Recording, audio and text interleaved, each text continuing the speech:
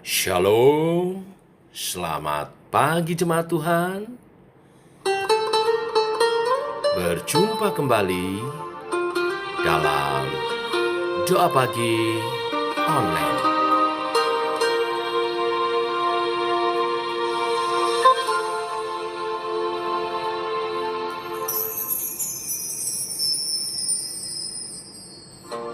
Segala perkaraku kuserahkan padamu, Allah pembelaku. Segala kuatirku ku taruh di kakimu, Allah pemeliharaku. Bila kau yang membuka pintu, tak ada satupun dapat menutupnya. Bila kau yang mengangkat aku, tiada yang dapat merendahkanku.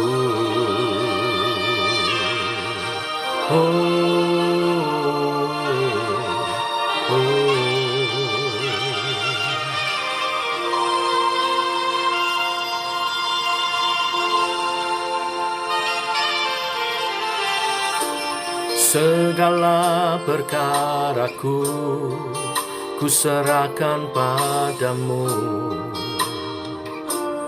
Allah pembelaku. Segala kuatirku ku taruh di kakimu, Allah pemeliharaku.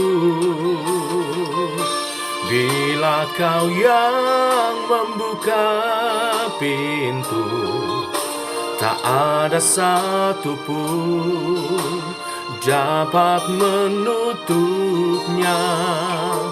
Bila kau yang mengangkat aku, tiada yang dapat merendahkanku.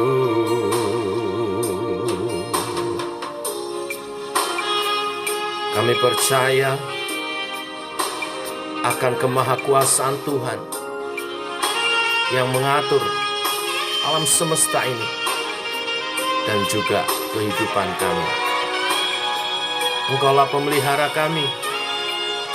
Kami menyerahkan hidup kami kepadamu Tuhan. Bimbinglah, tuntunlah. Kami berserah kepadamu Tuhan.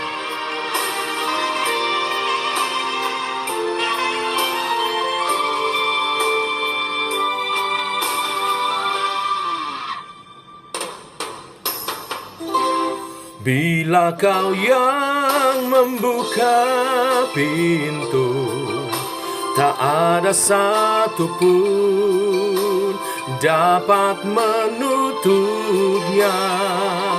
Bila kau yang mengangkat aku, tiada yang dapat merendahkanku. Bila kau yang membuka pintu, tak ada satupun dapat menutupnya. Bila kau yang mengangkat aku, tiada yang dapat merendahkanku. Tiada yang dapat merendahkanku.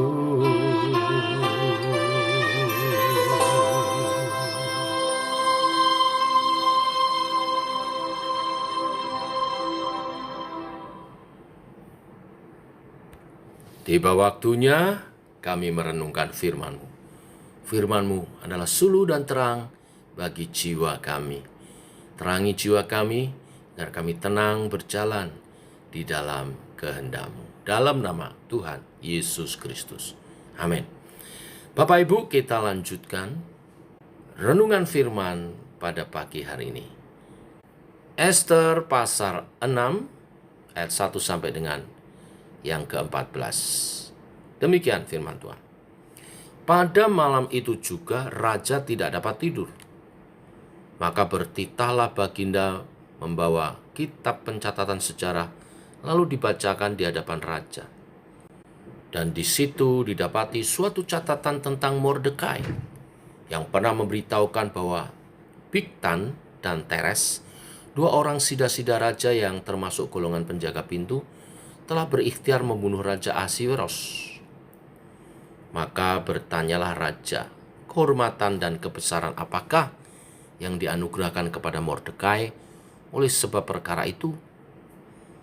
Jawab para biduanda raja yang bertugas pada Baginda, kepadanya tidak dianugerahkan suatu apapun. Maka bertanyalah raja, siapakah itu yang ada di pelataran? Pada waktu itu Haman baru datang di pelataran luar istana raja untuk memberitahukan kepada Baginda bahwa ia hendak menyulahkan Mordekai pada tiang yang sudah didirikannya untuk dia. Lalu jawab para biduanda raja kepada Baginda, itu Haman, ia berdiri di pelataran. Maka titah raja, suruhlah dia masuk. Setelah Haman masuk, bertanyalah raja kepadanya, apakah yang harus dilakukan kepada orang yang raja berkenan menghormatinya? Kata Haman dalam hatinya, kepada siapa lagi raja berkenan menganugerahkan kehormatan lebih daripadaku? Oleh karena itu jawab Haman kepada raja, mengenai orang yang raja berkenan menghormatinya, hendaklah diambil pakaian kerajaan yang biasa dipakai oleh raja sendiri, dan lagi kuda yang biasa dikendarai oleh raja sendiri, dan diberi mahkota kerajaan di kepalanya. Dan hendaklah diserahkan pakaian dan kuda itu ke tangan seorang dari antara para pembesar raja, orang-orang bangsawan, lalu hendaklah pakaian itu dikenakan kepada orang yang raja berkenan menghormatinya. Kemudian hendaklah ia diarak dengan mengendarai kuda itu melalui lapangan kota, sedang orang berseru-seru di depannya. Beginilah dilakukan kepada orang yang raja berkenan menghormatinya. Maka titah raja kepada Haman, segera ambillah pakaian dan kuda itu, seperti yang kau katakan itu, dan lakukanlah demikian kepada Mordekai, orang Yahudi yang duduk di pintu gerbang istana. Sepatah kata pun jangan kau lalaikan daripada segala yang kau katakan itu. Lalu Haman mengambil pakaian dan kuda itu dan dikenakannya pakaian itu kepada Mordekai. Kemudian diaraknya Mordekai melalui lapangan kota itu, sedang ia menyerukan di depannya, beginilah dilakukan kepada orang yang raja berkenan menghormatinya. Kemudian kembalilah Mordekai ke pintu gerbang istana raja, tetapi Haman bergesa-gesa pulang ke rumahnya dengan sedih hatinya dan berselubung kepalanya. Dan Haman menceritakan kepada Seres istrinya dan kepada semua sahabatnya apa yang dialaminya. Maka kata orang-orang arif bijaksana dan Seres istrinya kepadanya, jikalau Mordekai yang di depannya engkau sudah mulai jatuh adalah keturunan Yahudi, maka engkau tidak akan sanggup melawan dia, malahan engkau akan jatuh benar-benar di depannya. Selagi mereka itu bercakap-cakap dengan dia, datanglah sida-sida raja, lalu mengantarkan Haman dengan segera ke perjamuan yang diadakan oleh Ester. Bapak Ibu, perikop ini dibuka dengan keterangan bahwa pada malam itu raja tidak dapat tidur.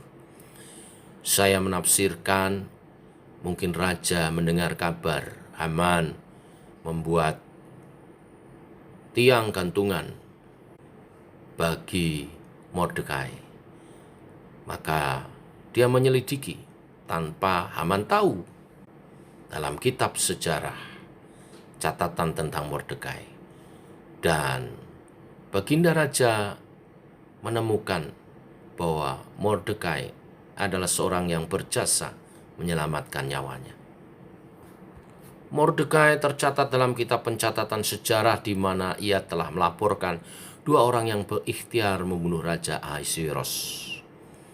Karena ternyata Mordekai tidak dianugerahkan sesuatu apapun atas perbuatannya, maka hari itu raja ingin memberikan penghormatan dan kebesaran kepadanya. Rencana ini sekali lagi tidak diketahui Haman yang baru saja datang di pelataran istana. Ketika raja bertanya kepadanya apakah yang harus dilakukan kepada orang yang raja berkenan menghormatinya, maka ia berpikir bahwa orang tersebut yang dimaksud adalah dirinya. Ia berpikir kepada siapa lagi raja akan memberikan penghormatan selain kepada dirinya. Dan pastilah Haman sangat terkejut. Ternyata orang yang dimaksud raja adalah Mordekai, seorang Yahudi menjaga pintu gerbang istana yang begitu ia benci dan akan disulakkannya di tiang yang dia buat. Haman bahkan harus mengarak Mordekai dan menyerukan bahwa Mordekai lah orang yang dihormati oleh raja. Akhirnya Haman pulang dengan sedih hatinya dan ketakutan karena nasihat dari para penasehat menunjukkan bahwa keadaan akan berbalik bagi Haman dan Mordekai. Bapak Ibu, dari pasal ini kita belajar beberapa hal. Yang pertama, bahwa hidup mati seseorang itu Tuhan yang menentukan. Sehari sebelumnya, Haman membuat tiang gantungan bagi Mordekai. Tetapi 1 hari berikutnya, Mordekai ditinggikan raja, dihormati, dan Haman terancam mati di tiang gantungan. Oleh sebab itu, kita belajar untuk menyerahkan hidup kita kepada Tuhan, tubuh, jiwa, roh kita setiap hari dalam doa penyerahan kepada Tuhan. Terlebih bila kita menyadari bahwa hidup kita sebagai umat tebusan adalah milik Tuhan, maka awalilah setiap hari ketika kita membuka mata kita bersyukur kepada Tuhan atas nafas hidup yang Tuhan beri, dan kemudian menyerahkan sepanjang hari apa yang kita akan kerjakan dalam pimpinan Tuhan sendiri. Yang kedua, kita belajar bahwa Tuhan yang berkuasa atas alam semesta ini, Tuhan juga yang berkuasa atas kehidupan kita. Dia yang meninggikan dan merendahkan orang. Sehari sebelumnya, Haman, orang nomor 2 di kerajaan Persia. Dia Perdana Menteri, kedudukannya tertinggi dari semua masyarakat biasa. Sedangkan Haman hanya orang biasa. Ya, dia pegawai istana, tapi cuma seorang satpam penjaga pintu gerbang kerajaan. Tapi hari itu, oleh perkenanan Tuhan, walau sempat jasanya dilupakan, raja dibuat tidak bisa tidur, sehingga mengingat jasa Mordekai yang pernah menyelamatkan nyawa raja dari ancaman rencana pembunuhan. Mordekai mendapat hadiah, dihormati oleh raja, sementara Haman terancam kehilangan kedudukan, bahkan nyawa dan seluruh keluarganya. Bapak Ibu jemaat Tuhan, seringkali dalam keseharian kita bertemu dengan orang-orang yang kelihatannya biasa-biasa saja. Dari penampilan dan kemampuannya, kita merasa dia tidak lebih baik dari kita. Dia tidak lebih hebat dari kita. Tetapi biarlah kita belajar dari kisah ini untuk tidak merasa sombong, meninggikan diri, dan merendahkan orang itu. Karena mungkin saja mereka adalah orang-orang hebat yang rendah hati. Dan bila Tuhan berkenan, dia dapat mengangkat orang itu bahkan lebih dari kita. Dan yang ketiga, janganlah kita mencaci maki orang yang mungkin bersalah, berbuat dosa, atau merugikan saudara. Karena bila orang tersebut bertemu dengan Tuhan, dan dia bertobat, Tuhan bisa pakai hidupnya lebih mulia dari kita. Rasul Paulus sebelum dia bertobat, seorang penganiaya jemaat, membawa kesusahan bagi gereja Tuhan pada waktu itu. Tetapi ketika dia bertemu secara pribadi dengan Tuhan Yesus, hidupnya diubahkan. Dan sekarang kita mengenal dia sebagai rasul yang luar biasa, yang karyanya, pelayanannya, penginjilannya membawa kemajuan bagi Injil Kerajaan Allah. Inilah berita firman hari ini, biarlah memberkati kita semua. Mari kita berdoa. Bapa dalam surga, kami bersyukur buat firman-Mu hari ini, mengingatkan kepada setiap kami bahwa hidup manusia ada dalam tangan-Mu Tuhan. Nyawa kami ada dalam tangan-Mu. Tidak boleh kami sombong, bahkan menentukan hidup kami, apalagi hidup orang lain. Sungguh, setiap kali Tuhan memberi kesempatan kami menghirup udara adalah anugerah dari Tuhan. Harus kami syukuri dan menyerahkan setiap langkah hidup kami bersama dengan Tuhan. Bimbinglah kami Tuhan, langkah demi langkah hidup kami. Khususnya sepanjang hari ini, kami berjalan bersama dengan Tuhan. Dan Kau mengajar kebenaran firman hari ini, kami tidak boleh merendahkan seorang pun. Bahkan orang yang bersalah kepada kami, orang yang pernah merugikan kami sekalipun, kami tidak boleh merendahkan dia. Karena keadaan bisa berubah bila seorang itu bertobat dan bertemu Yesus secara pribadi. Engkau bisa memakai seorang yang tadinya jahat setelah bertobat untuk menjadi alat bagi kemuliaan nama-Mu. Seperti Rasul Paulus. Demikian kebanyakan di antara kami juga, yang dulu punya latar belakang yang tidak baik. Tapi Engkau percaya dan Engkau pakai bagi kemuliaan nama-Mu, bagi kerajaan Allah. Bimbinglah kami Tuhan, menjalani hidup kami dengan kebesaran hati dan penyerahan hidup kepada Tuhan, pemilik hidup kami. Tuntun langkah kami supaya kami berkenan di hadapan Tuhan dan jadi berkat bagi sesama, dan kerajaan Allah dinyatakan di bumi seperti di surga melalui kehidupan kami juga. Dalam nama Tuhan Yesus kami berdoa, kami bersyukur. Amin.